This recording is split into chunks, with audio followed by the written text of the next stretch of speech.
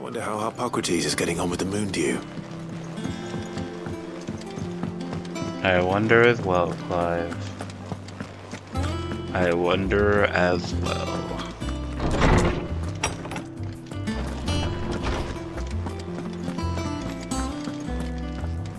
Welcome back.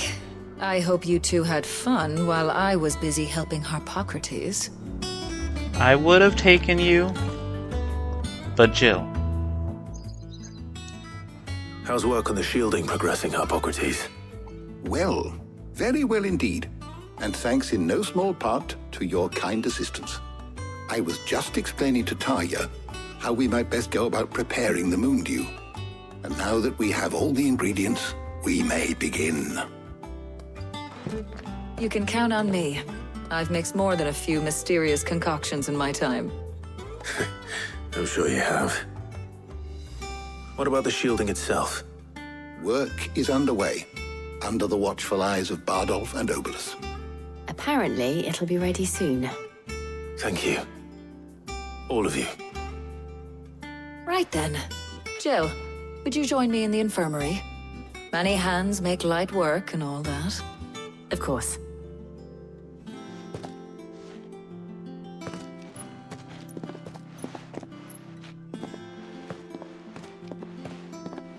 Oh, and Clive, thank you. It was nice just being with you.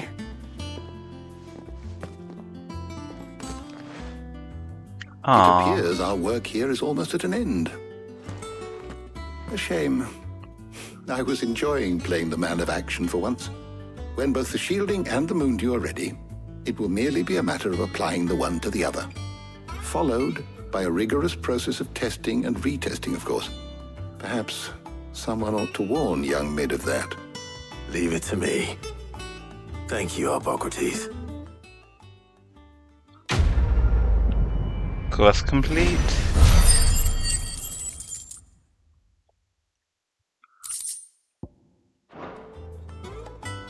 Well, I better go and give Mid the good news then.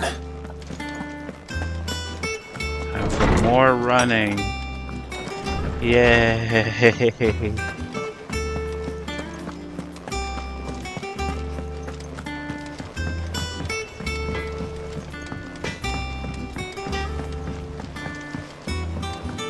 So much running. But surely this is the last one, right?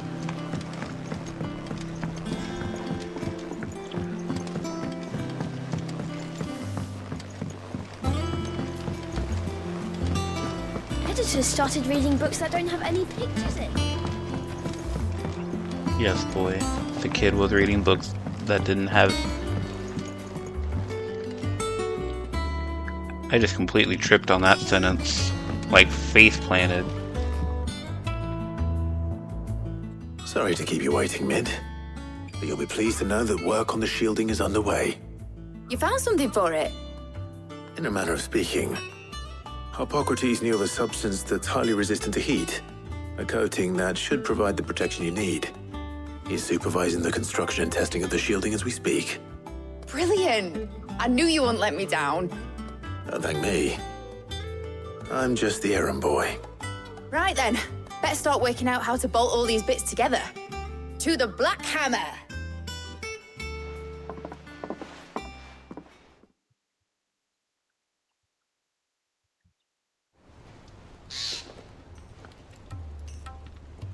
You know, when I got into the smithing game, I thought I'd be making swords and shields, not thermal bleeding didgeridoo-dahs. Displacement stacks. Same difference. Whatever you call it, I ain't putting it together in here. It's cramped enough as it is. Let's take this outside. Mid, you get all the parts lined up on the deck. I'll take care of the rest. On my way! Oh, and bring me the biggest hammer you can find. This is gonna require some precision walloping.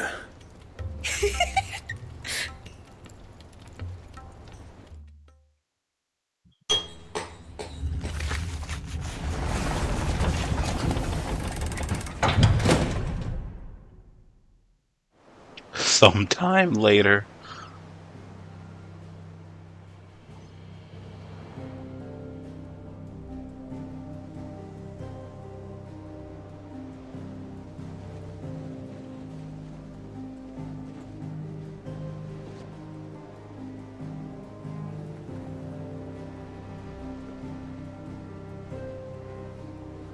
It's finished! It's finally finished! Thank fuck for that. I'll be feeling my hammer arm for weeks. Thank you, Clive, Blackthorn, everyone. That's one down and just 3 more to go. I'm sorry. Oh, didn't I tell you? The Enterprise has 4 mithril engines, and we'll be needing a displacement stack for each. You don't mean... Don't worry. Now they've got a finished one to work off, my gang in Canva can build the rest. Good luck to them, I say. Right, I'm off to get a sling for this elbow. Any other work comes in, keep it to yourselves, eh? Agreed.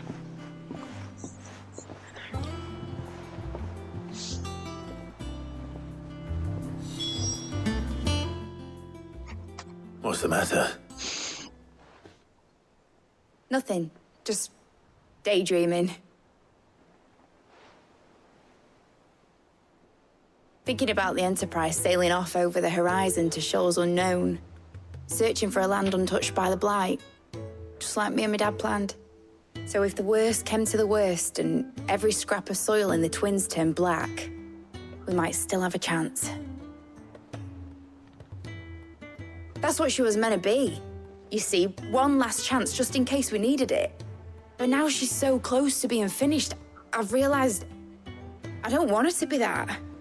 I don't want her to be just a lifeboat for us to cling to if things get desperate. I want people to sail aboard her by choice, not from the lack of it. In a world where we're not just trying to survive, but where we can actually live. I'm working on that.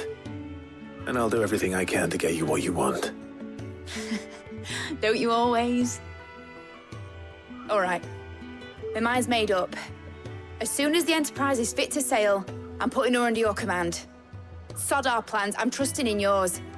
Are you sure about this? Something tells me it's what my dad would have wanted.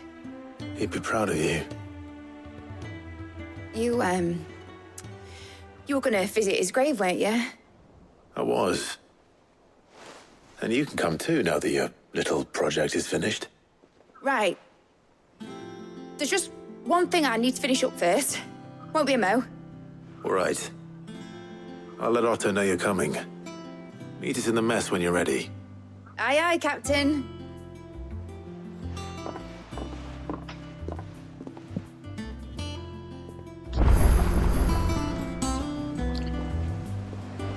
Well, that conversation felt a little awkward. It told me she was building a ship.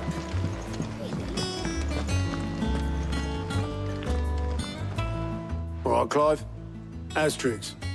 We'd finished sending half the hideaway traipsing across the Twins, has she? I swear, that girl'd do anything to put off visiting her old dad's grave. No excuses now, though, eh? Not quite. She said there was one final thing she had to take care of. I'm sure she'll be finished soon enough. She said that, in those words. She did, yes. Clive, were you born yesterday or something? There is no thing. She'll probably be halfway to Canva by now. Mid. I might still be able to catch her.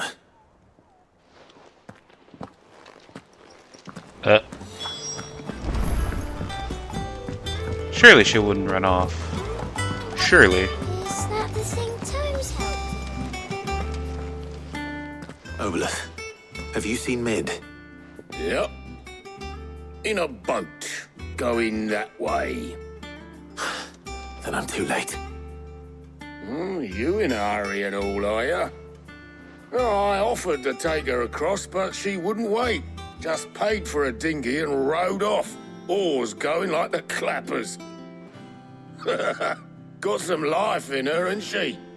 But anyway, I was on my way up to see you, as it happens. Got a letter for you. Urgent, by the sound of it. One of your uncle's men said I was to hand it to you in person, post-bleeding haste. And you're here now. Thank you, Obolus. Don't mention it. What tidings, Uncle? My dear boy, my journey to Canver has been a resounding success. The friend I mentioned not only agreed to share the contents of his strongbox with us, but his considerable knowledge of the going-on in the free cities, by which I learned of the endeavors of a certain young friend of yours. Though I for one believe Miss Telemon's project to be quite the valiant enterprise, I doubt the Canverian authorities will take kindly to an unauthorized use of their dockyards, no matter how deserted. And if rumor has already reached my friend, it may not be long before the guildmasters are rapping at our door. Which is why I pen you this note. I'd like you to borrow your man Gav for a moon or two, that he might keep a watch on those who might mean our little fellowship ill, and warn us of any impending attack. I trust that you will give this proposal your full consideration. Your loving uncle, Byron. Trouble in Canver. Well, I'll need someone to keep an eye on Mid.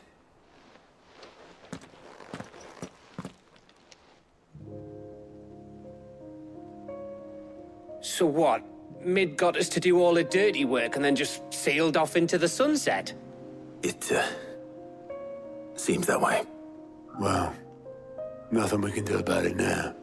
But next time you plan on visiting Sid, you might want to tie her to something before you suggest it.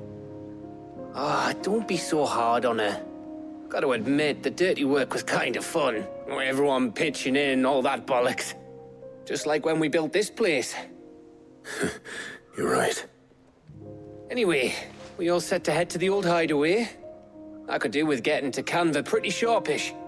Wouldn't do to keep Lord Rosfield of the Seven High Houses waiting now, would it?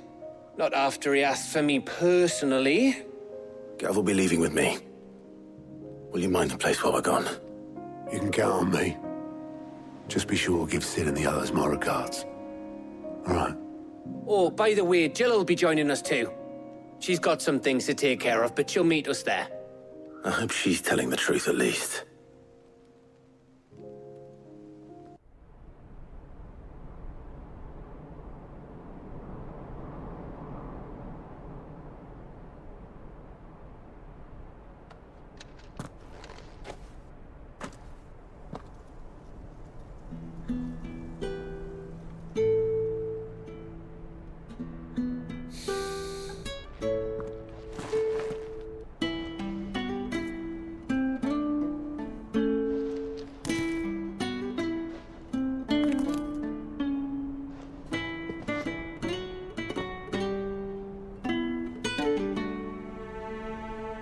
Well, Sid,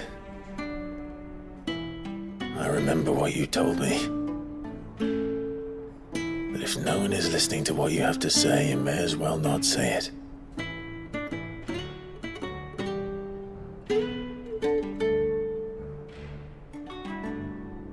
But I will say this, old friend. Hugo Kuka is gone. His shadow looms over us no longer. It's a pity the Phoenix can't be in two places at once. If he'd have been with us, maybe he could have done something for the lost. Not even the Phoenix can bring people back from the dead. Life has a beginning and an end. So we must live while we have the chance. And not as slaves to the crystals, but as free men. May we join you?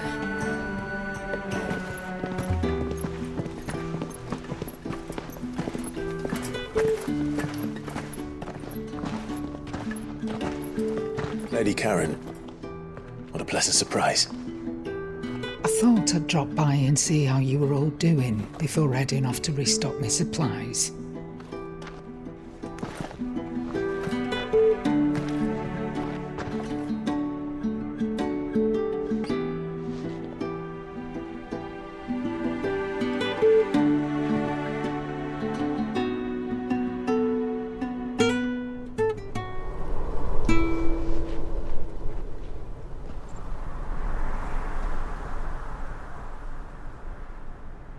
wasn't the most scenic view back then, but it were never as bad as this.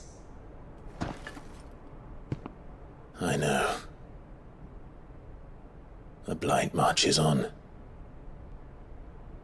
And soon, there will be no escaping sights like these.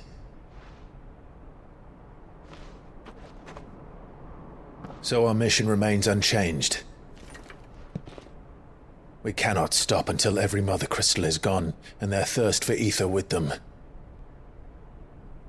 The only one that remains in Storm is Drake's Tail in the Crystalline Dominion. Our next target. We're going to Twinside. It's the capital of the Empire these days. I wouldn't like to think how tightly guarded they've got the place. Not that that'll stop you, but we do well to scout it out before you go charging in. We would indeed. If you're off to the Dominion, you can take this great lump with you. Goods. Oh, I am sorry. Have you forgotten you're the most wanted man in the Twins?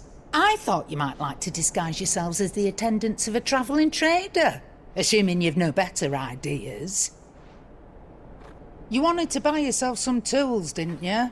Well, now's your chance. You're letting me go? With them? Oh, thanks, Nan! Stop that! You'll break me bones, you great galoot!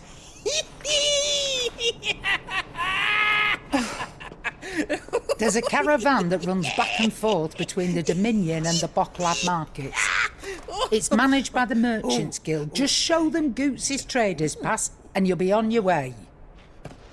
It'll be a damn sight less risky than footing it the length of the Crystal Road. That's for sure. Thank you, Karen. And glad to have you with us, Goots. Okay then. I'll get me things and I'll meet yous there. See yous down in Bocklad. Get off! Me poor fingers! Jill, you're with me. Understood. And Gav. Already on my way, Captain. Be careful. Aren't I always?